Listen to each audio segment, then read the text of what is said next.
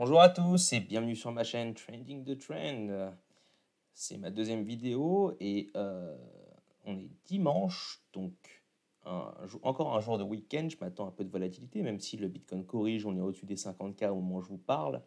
Cela dit, je ne m'inquiète pas trop et je vais vous redonner en tout cas les niveaux détaillé hier. Donc, tant que le Bitcoin ne corrige pas en dessous des 49K environ en clôture, en daily, je n'ai pas trop d'inquiétude là-dessus, que ce soit même en 4 heures d'ailleurs. Même une clôture en 4 heures pourrait m'inquiéter un petit peu et pourrait envoyer le Bitcoin en tout cas dans le bas du canal des prix donnés par la correction précédente.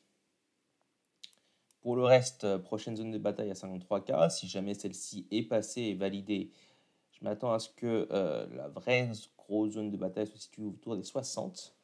Pour le moment, on n'en est pas encore là, mais voilà, il n'y a pas grand-chose à dire de plus, si ce n'est peut-être, allons voir le CME, le marché professionnel qui est toujours fermé. Si jamais on ouvre en dessous des 51K, on va créer un gap, donc un trou, qu'on est venu très souvent combler. Je vais vous montrer ça assez rapidement d'ailleurs. Ça, c'était le week-end dernier. Ça a cassé vers le bas et on est venu le combler vraiment dans les heures qui suivent. Pareil ici, ici ça a cassé vers le haut, on est venu le combler quelques temps après.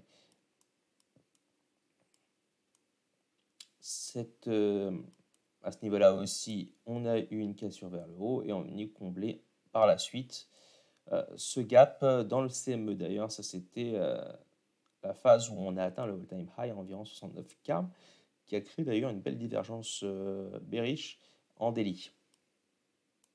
Alors, les quelques fois où le trou n'a pas été comblé assez rapidement, ça a été celui-ci créé lors de la grosse baisse du printemps. On est venu la combler bien après, lors de la remontée de l'automne.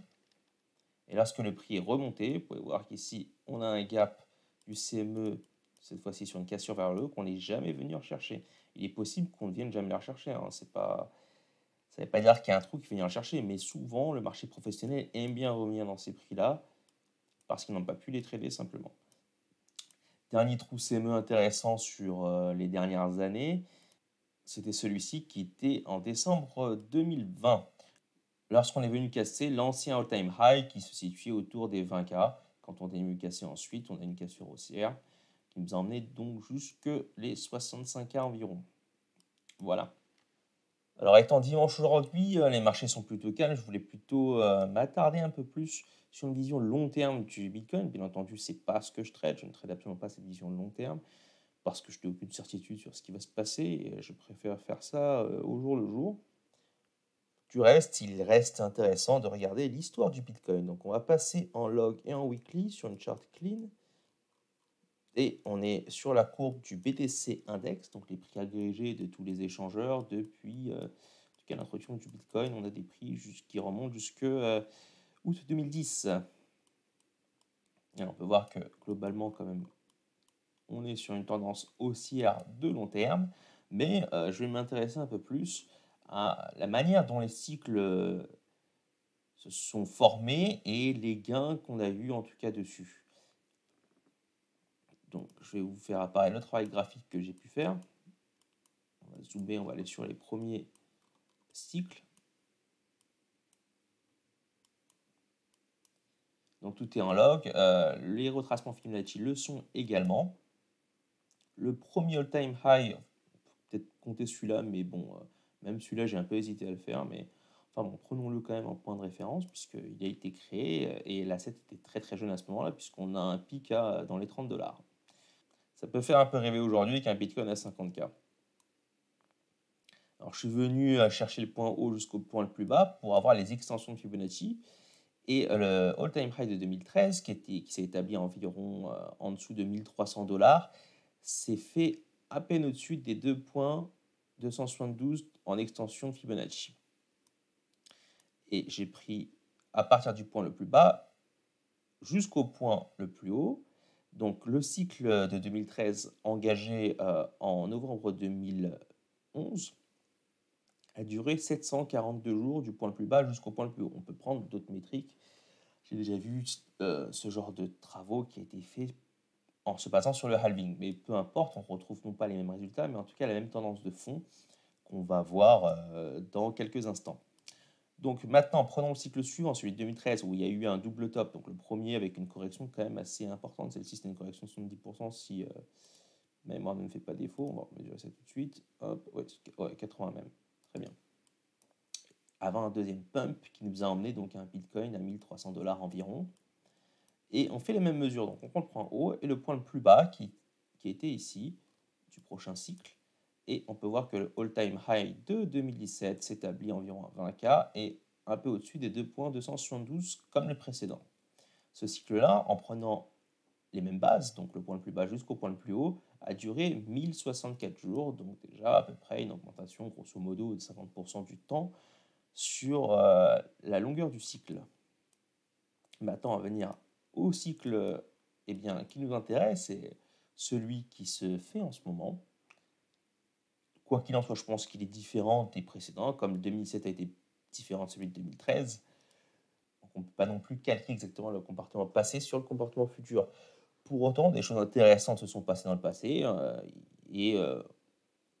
on peut au moins avoir la curiosité de projeter ça sur le futur. Donc même chose, du point haut jusqu'au point le plus bas, et les 2,272 des extensions de Fibonacci s'établissent environ à 200K. Alors, est-ce que ça va être ce niveau-là qui va être pris pour le point le plus haut du Bitcoin en fin de cycle? Je ne sais pas. Est-ce que ce sera une fin de cycle, entre guillemets, comme on l'a vu avant, qui a eu plus de 80%?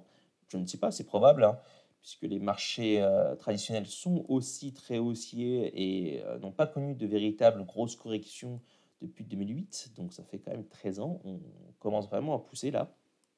Ça pourrait encore continuer, et pour le moment, les liquidités sont encore injectées dans les différents marchés, puisque depuis les différentes politiques monétaires des différents pays, que ce soit aux États-Unis, en Europe et le Japon depuis un certain temps, depuis la crise des années 90, eh bien, on a décidé d'imprimer beaucoup de liquidités, de faire tourner la planche à billets,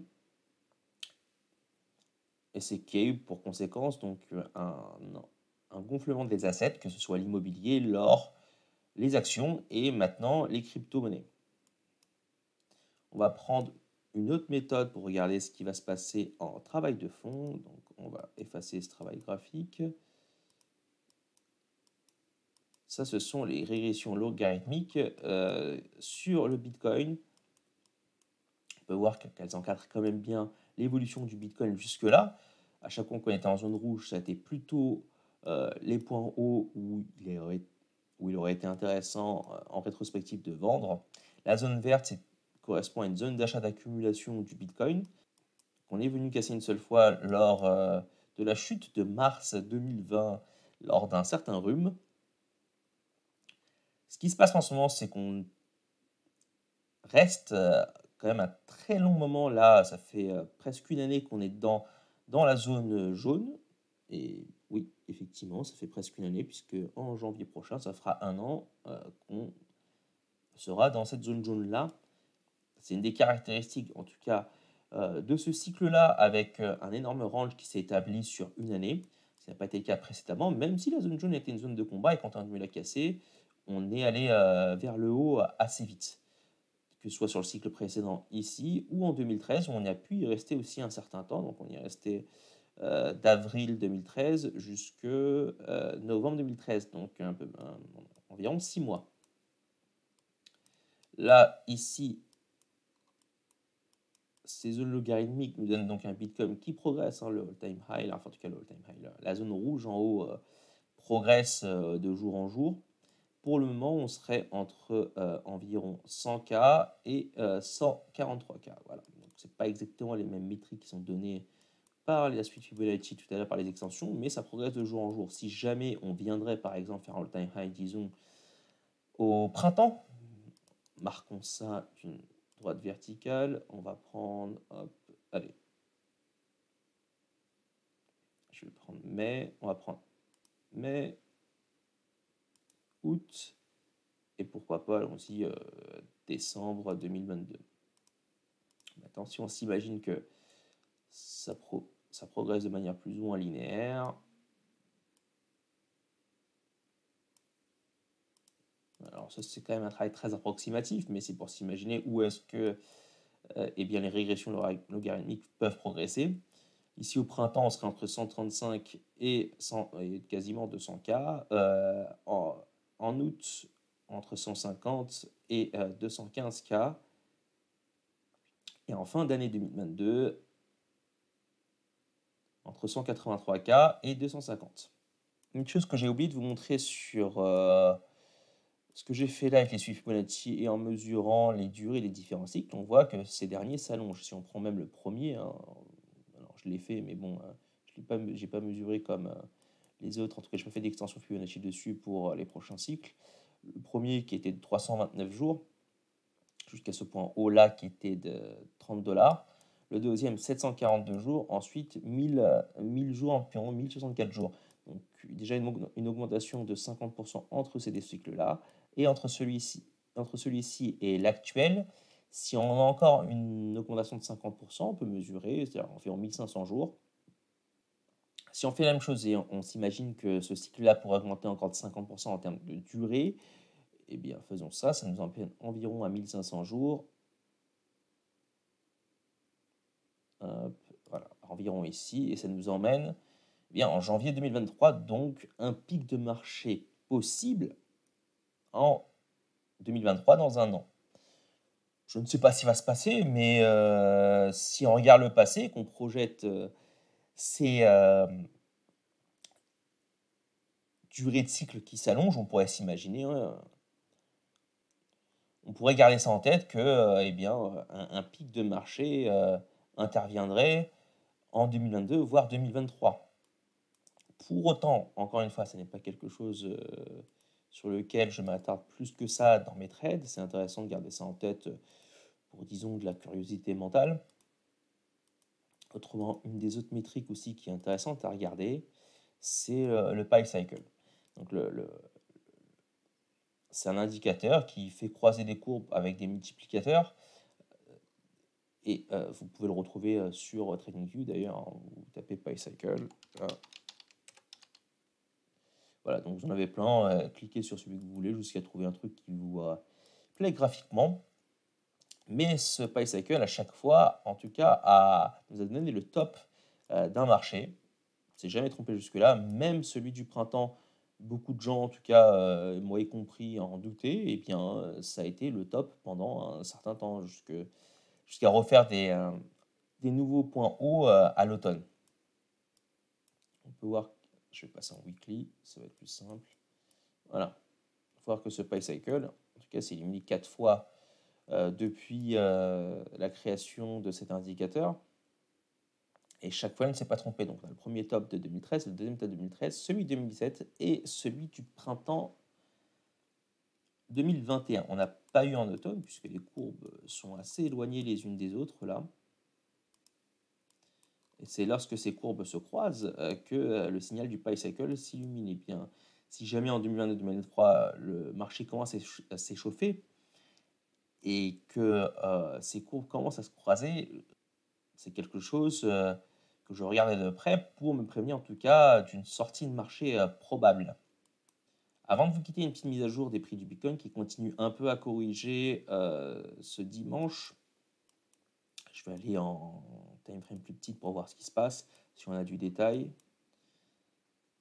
Alors, les derniers points hauts effectués en 4 heures sont à 49 385 et dans cette zone-là environ. C'est une zone sur laquelle je m'attends à ce qu'il y ait un rebond en tout cas. Ça peut intervenir avant, comme ça peut être le cas ici déjà. On voit qu'il y a un début de rebond, pour l'instant rien de spécial. Juste voir ce qui se passe au niveau du RSI. Pour l'instant c'est propre. Donc là, plus bas, là c'est plus haut. Là c'est plus bas, là c'est plus haut. Donc rien de spécial. Je vais regarder en 1 heure ce qui se passe. Alors, oui, en 1 heure c'est intéressant.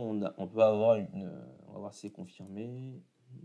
Alors, pas encore. Si cette bougie d'1 heure arrive à clôturer au-dessus de celle-ci, si on a une clôture en 1 heure au-dessus des 49, disons 900, ce qui est pour l'instant parti pour, il nous reste quand même 35 minutes sur cette bougie d'1 heure, donc on n'y est pas encore.